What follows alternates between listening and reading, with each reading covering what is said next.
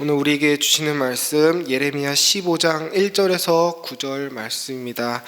예레미야 15장 1절에서 9절 말씀, 저와 여러분이 한 절씩 교독하시겠습니다. 이것은 하나님의 말씀입니다.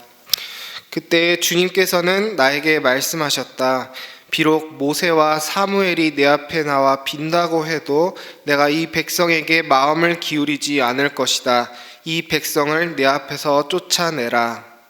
그들이 너에게 어디로 가야 하느냐 하고 묻거든 너는 그들에게 이렇게 대답하여라. 나 주가 말한다. 어디를 가든지 연병에 걸려 죽을 자는 연병에 걸려 죽고 칼에 맞아 죽을 자는 칼에 맞아 죽고 굶어 죽을 자는 굶어 죽고 포로로 끌려갈 자는 포로로 끌려갈 것이다. 나는 이렇게 네 가지로 그들을 벌할 것이다. 그들을 칼에 맞아 죽게 하며 개가 그들을 뜯어먹게 하며 공중의 새가 그들의 시체를 쪼아먹게 하며 들짐승이 그들을 먹어서 치우게 할 것이다. 나 주의 말이다. 내가 이렇게 하여 그들로 세상 만국을 놀라게 할 것이니 이는 히스기야의 아들 므낫세가 유다 왕으로서 예루살렘에서 죄를 지었기 때문이다. 예루살렘아, 누가 너를 불쌍히 여기겠느냐? 누가 너를 생각하여 위로의 눈물을 흘리며 누가 내 안부라도 물으려고 들러보겠느냐? 내가 바로 나를 버린 자다. 나 주의 말이다. 너는 늘 나에게 등을 돌리고 떠나갔다. 나는 이제 너를 불쌍히 여기기에도 지쳤다. 너를 멸망시키려고 내가 손을 들었다. 내가 이 땅의 모든 성문 앞에서 내 백성들을 키질하여 흩어버리겠다. 모두들 자식을 잃고 망할 것이다. 그들이 그릇된 길에서 돌이키지 않으려 하기 때문이다. 내가 이 백성 가운데서 과부를 바닷가의 모래보다도 더 많게 하겠다. 내가 대낮에 침략군을 끌어들여 갑자기 그들을 치게 하고 젊은이들과 그들의 어머니들을 치게 하고 모두들 놀라게 흥하며 떨게 하겠다. 함께 읽겠습니다. 시작. 아들을 7이나 둔 여인도 아들을 잃고 기절할 것이다. 그 여인에게 대낮은 이미 칠흑 같은 밤이다. 그 여인은 비천한 신세가 될 것이다. 살아남은 자식들은 원수들이 보는 앞에서 칼에 맞아 죽게 하겠다. 나 주의 말이다. 아멘. 여러분, 오늘 말씀에 참 무시무시한 이야기들이 많이 나옵니다. 이런 끔찍한 진노의 말씀을 읽으면 우린 예전에 과거에 지었던 죄든지 지금 평소에 짓고 있는 죄든지 그런 것들이 떠올라서 두려움에 빠지기가 쉽습니다. 우리가 하나님을 경외하고 우리의 삶을 거룩하게 바꿔나가는 것은 성도로서 아주 중요한 자세이죠. 하지만 마치 오늘 본문이 바로 우리에게 적용될 수 있다고 생각하면서 너무 두려움에 사로잡히는 것 또한 우리는 경계해야 합니다. 로마서 8장 1절의 말씀대로 예수 그리스도를 믿고 그 죄의 대가를 모두 지불받은 의인으로서의 우리는 하나님께 더 이상 정죄받을 것이 없습니다. 오늘 본문에 나오는 이 끔찍한 죄의 형벌들은 물론 우리가 원래는 우리 스스로 홀로 감당해야 할 우리의 형벌이었지만 예수 그리스도께서 십자가에서 우리 대신 이 죄의 모든 형벌들을 단번에 모두 완전히 받아내셨습니다. 우리 예수 그리스도의 피는 완벽합니다. 그 피가 씻을 수 없는 죄는 아무것도 없습니다. 어떤 죄도 예수 그리스도보다 강할 수 없습니다. 모든 죄를 사하실 수 있는 그 은혜가 우리 주 예수 그리스도의 영광입니다. 오늘 말씀에서 이 예수 그리스도를 제외시키면 우리 마음에 두려움이 가득합니다. 나의 행위 때문에 하나님께 벌을 받진 않을까 두려워집니다. 그런 불안함에 빠지면 우리가 흔히 범하는 큰 실수가 있는데 그것은 바로 우리의 어떤 행위로 우리의 불안함을 감추고 우리가 어떤 선한 행위로 착한 행위로 하나님을 만족시키려고 하는 것입니다.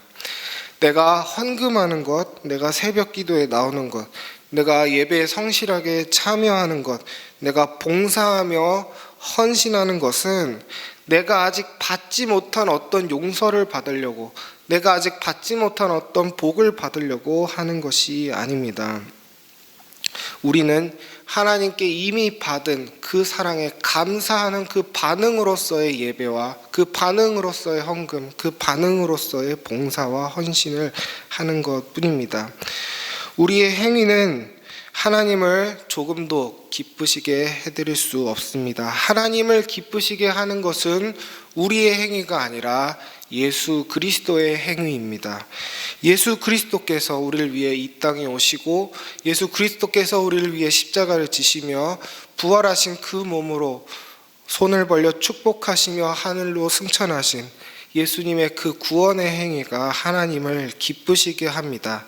하나님은 오직 예수 그리스도를 통한 그 기쁨 때문에 우리와 화해하십니다. 오직 예수 그리스도를 통해서만 우리를 용서하십니다. 하나님은 오직 예수 그리스도를 통해서만 우리를 사랑해 주시고 예수 그리스도 없이 우리를 용서하지 않으십니다. 예수 그리스도 없이 그냥 자연으로서의 나는 절대 하나님을 기쁘시게 해드릴 수 없습니다. 그러므로 오늘 우리가 이 말씀을 읽고 단순히 하나님께 벌받지 않기 위해 혹은 하나님께 복을 받기 위해 내 삶을 고쳐야겠다, 죄에서 돌이켜야겠다라고 적용한다면 그것은 사람의 행위를 강조했던 유대교나 로마 카톨릭에 하는 그쪽에서 하는 생각과 별반 다르지 않은 묵상에 지나게 됩니다. 어쩌면 불교적이기까지 한 그런 이방 종교의 묵상밖에 되지 않는 것입니다. 적어도 교회인 우리는 이런 말씀을 읽고 먼저는 예수 그리스도를 떠올려야 합니다. 그 다음 적용은 어떻게 하느냐? 우리도 적용의 양상, 겉으로 드러나는 형태는 똑같다고 할 수 있습니다. 내 삶을 고치고 죄에서 돌이켜야죠. 하지만 우리가 하는 그 적용의 의미와 의도는 완전히 다른 것이 되는 것입니다. 우리는 하나님께 벌받지 않으려고 회개하는 것이 아닙니다. 우리는 그렇게 불안해하는 사람들이 아닙니다. 우리는 복 받으려고 거룩에 힘쓰지 않습니다. 우리는 그렇게 절박하지 않습니다. 우리가 하는 적용의 행위는 그 의미의 순서가 바뀌었습니다. 하나님이 먼저 용서를 해주셨기 때문에 우린 우리의 삶을 고쳐 나갑니다. 하나님 먼저 복을 주셨기 때문에 우리는 거룩하게 살기 위해 힘씁니다. 그러므로 마음속에 예수 그리스도를 가진 사람은 여유롭습니다. 그 영혼이 마치 부자처럼 든든해서 복 때문에 쪼달리며 절박해하지 않습니다. 예수 그리스도를 진정으로 믿는 사람은 만족합니다. 흔들리지 않습니다. 평안합니다. 시편 32편의 말씀처럼 하나님께 용서를 받은 사람은 그 받은 용서 때문에 이미 충분히 행복합니다. 우리 은혜의 샘물교회 모든 성도님들이 이 행복을 소유하시기를 바랍니다. 오늘 말씀을 듣고 여러분 죄에서 돌이키시고 악을 선으로 바꾸어 가시기 바랍니다. 하지만 불안함이나 절박함 때문에 하지 마시고 담대함과 감사함과 기쁨으로 하실 수 있기를 바랍니다. 하나님은 예수 그리스도를 통해 여러분을 영원히 사랑하시고 영원히 용서하십니다. 이 무한한, 말 그대로 무한한 은혜를 누리시고 즐기시는 우리 성도님들 되시길 소망합니다. 이제 마지막으로 그럼 왜 하나님은 유대인들을 버리셨느냐 하는 이야기를 하고 마치려고 합니다. 오늘 본문 대부분의 말씀들은 하나님이 이스라엘에게 진노하겠다라는 말에 표현만 다른 내용들이 쭉 이어지고 있습니다. 그중 하나님이 왜 분노하시는지 설명하는 부분이 특별히 두 절에 나눠져 있는데 바로 4절과 6절입니다. 4절에서 하나님은 므낫세가 아버지인 히스기야의 전처를 받지 않고 예루살렘에서 죄를 지었다라고 얘기하고 있고 6절은 이스라엘이 하나님을 버렸다라고 하고 있습니다. 이 두 가지 이유 때문에 하나님이 이스라엘을 버리신다고 하는데 이들은 사실 한 가지 원리를 말하고 있습니다. 므낫세는 아버지 히스기야가 없앴던 모든 더러운 우상들을 다시 복귀시키고 성전을 더럽혔습니다. 그리고 이스라엘이 하나님을 버렸다는 건 결국 그들이 유일한 용서의 통로인 성전을 버리고 더럽혔다라는 것을 뜻합니다. 궁극적으로는 그 성전이 의미하는 바인 예수 그리스도를 버렸다는 것, 그것이 하나님이 이스라엘을 버리시는 이유가 되는 겁니다. 제가 얼마 전에 아는 동생한테 성경 인물 중에 강도사님은 누굴 제일 좋아하느냐라는 질문을 받았을 때 저는 에스겔이라고 대답을 했습니다. 뭐 에스겔이 멋있어서 그런 게 아니라 저는 에스겔이 예언하는 방식이 너무 재밌습니다. 여러분, 혹시 하나님이 에스겔의 머리끄댕이를 이렇게 잡고 하늘로 들어 올리셨다라는 말씀이 성경에 있다면 여러분 믿으시겠습니까? 저도 성경을 읽고 제 두 눈을 의심했는데요. 에스겔 8장 3절에 보시면은 하나님이 손을 뻗치셔서 에스겔의 머리끄댕이를 잡고 하늘로 이렇게 올리십니다. 그 왜 올리셨느냐? 하나님이 이 에스겔을 이동시키기 위함인데 에스겔을 이렇게 들어 올리셔서 어디다가 탁 던지십니다. 근데 에스겔이 딱 눈을 떠서 눈을 들어 올려서 보니 그곳에는 예루살렘 제단이 있었고, 그 제단 옆에는 하나님의 제단 옆에는 이방신 우상들이 즐비했던 것입니다.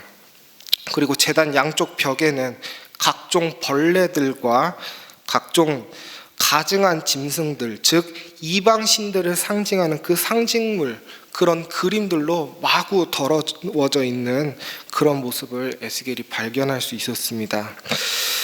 여러분, 하나님의 성전이 이렇게 이방신들로 인해서 완전히 복구가 불가능할 정도로 타락하고 오염되었던 것입니다. 에스겔은 예레미야와 동시대 사람입니다. 오늘 말씀 1절에서 하나님이 사무엘이나 모세가 와도 이들을 도무지 용서할 수 없다라고 하시는 이유가 뭐겠습니까?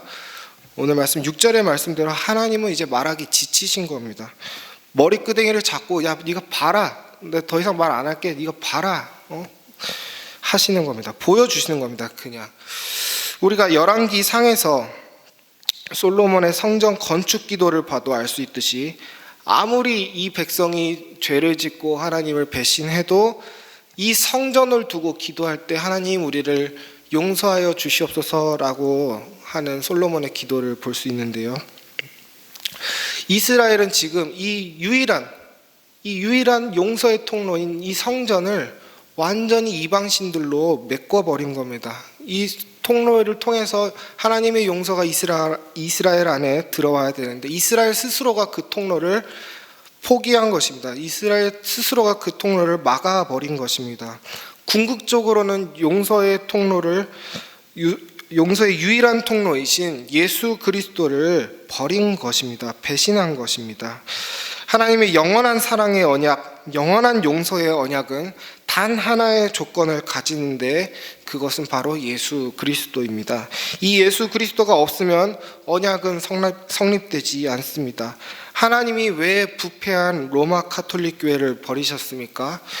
용서의 유일한 통로이신 예수 그리스도를 버리고 그 자리를 면죄부라고 하는 돈으로 메꾸었기 때문입니다. 물론 그것만이 그들의 죄는 아니죠. 그리고 왜 바울은 그토록 유대인들의 율법 행위를 미워했습니까? 오직 예수 그리스도만이 담당해야 하는 이 유일한 용서의 통로를 인간의 행위, 인간의 도덕성으로 메꾸었기 때문입니다. 오늘 말씀에서 왜 하나님은 이스라엘에게 이렇게 분노하시는 겁니까? 오직 성전이신 예수 그리스도께서만 담당하셔야 하는 이 용서와 복의 통로를 말 못하는 이방의 더러운 우상들로, 역겨운 것들로 메꾸었기 때문입니다. 여러분, 우리도 우리의 행복의 기준을 오직 예수로 삼지 않고 그 자리를 나의 돈, 나의 명예, 나의 도덕성, 나의 행위, 심지어는 나의 가족으로까지 메꾼다면 우리는 하나님과의 언약을 저버리는 것이 될 수도 있음을 기억해야 합니다. 진정으로 예수님을 믿는 사람은 이 유일한 통로를 다른 것에 양보하지 않습니다. 하나님의 놀라운 구원을 경험한 사람은 차마 그럴 수조차 없습니다. 교회는 헌금을 지키거나 건물을 지키거나 할 것이 아니라 무엇보다 이 오직 오직 예수의 가치를 죽음과 바꿔서라도 지켜내야 합니다. 우리 신앙의 선조들은 기꺼이 이것을 위해 목숨을 내놓았고 우리는 그들의 피에 빚진 사람들입니다. 우리도 우리 안에 오직 예수의 가치를 잃지 않고 항상 나는 은혜로 사는 사람입니다. 항상 나는 예수님 때문에 살고 있습니다. 라는 생각으로 겸손하게 살고, 여러분, 만약 이 가치를 무너뜨리려고 하거나 희석시키려고 하는 거짓 가르침이 있다면 그런 것들로부터 우리 교회를 잘 지켜나가야 하겠습니다. 예수님께서 맡겨주신 이 교회를 잘 지키시는 듬직한 주님의 군사들이 모두 되시기를 소망합니다.